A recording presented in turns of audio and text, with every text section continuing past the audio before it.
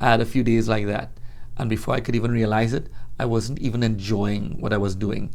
I lost my joy and I didn't even realize it.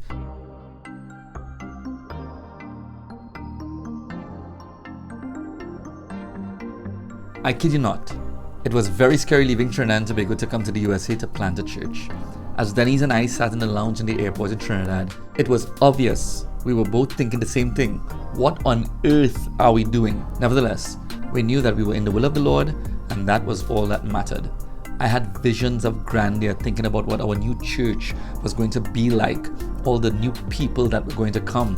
I already started thinking about a new building and how to make room for the influx of souls that were about to come into the new ministry. None of that happened.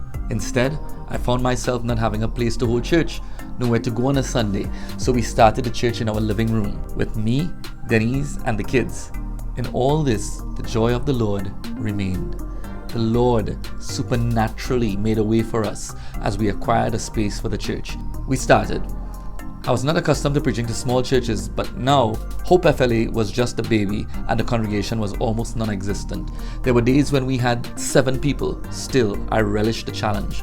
One day, we decided to secure a booth in the Claremont Caribbean Jerk Festival so that we could at least let the Caribbean community know that we were there. The members of our church showed up and we all worked at the booth. It was awesome. Quite a number of people responded in a favorable way, or at least so I thought. That was a Saturday. The next morning, Sunday morning, I was excited to see how many people would show up.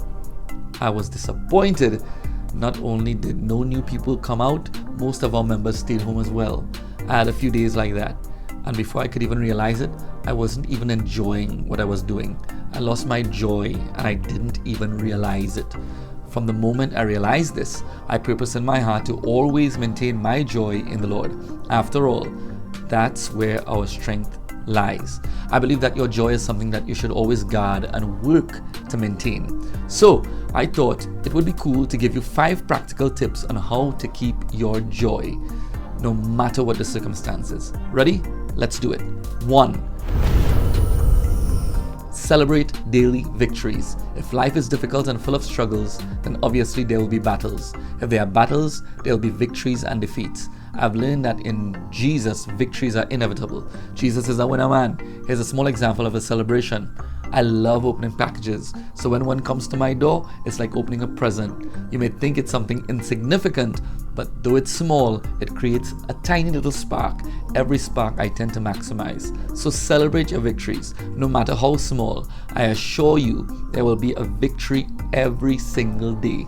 So many people miss their opportunities to celebrate because they're too busy worrying about the next obstacle in their life. I refuse to do that. I prefer to celebrate. 2. Read a book. Books are a wonderful way to de-stress. If you're stressed out, read a good book because books have a tendency to take your mind away from stress. So if you're just looking to escape a little, read. Novels are good for that. Some of you might be saying that a movie can do that. Maybe so, but with all the trash on TV these days, I'm not sure it's worth the time.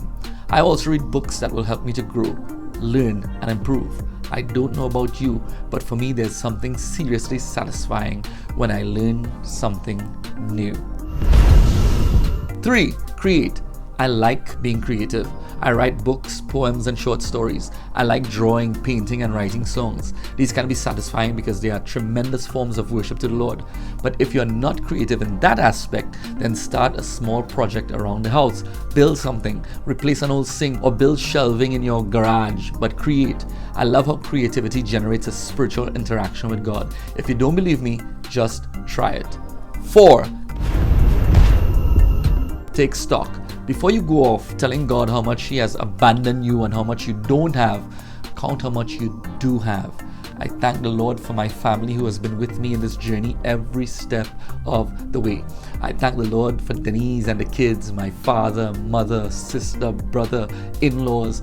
I thank the Lord for Hope FLA Church. I am grateful. It could have been that there was no Hope FLA Church.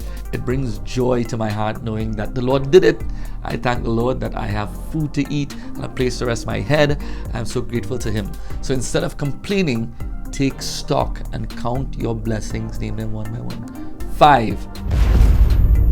Divine consultation. Before you do anything, consult God. Proverbs 3:5-6 tells us, trust in the Lord with all thine heart, and lean not unto thine own understanding.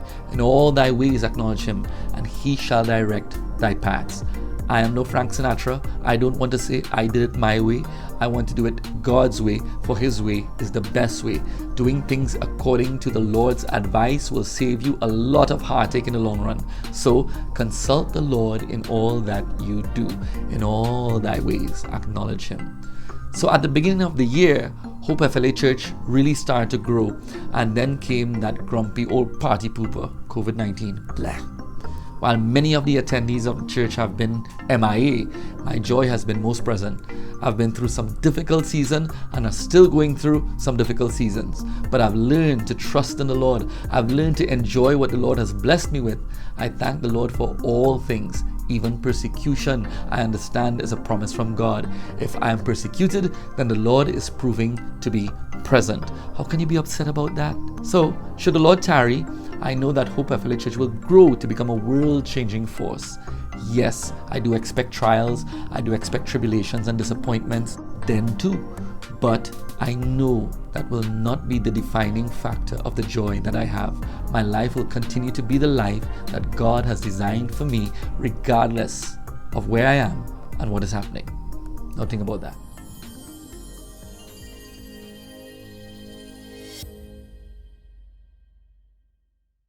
Guys, I hope you enjoyed this video. If you didn't like it now. Share it now. If you did not subscribe to Preacher Man TV yet, get on there and subscribe. Subscribe to Preacher Man TV on YouTube and click the little notification bell so that you won't miss another message. As soon as we upload it, you'll get a notification. God bless you.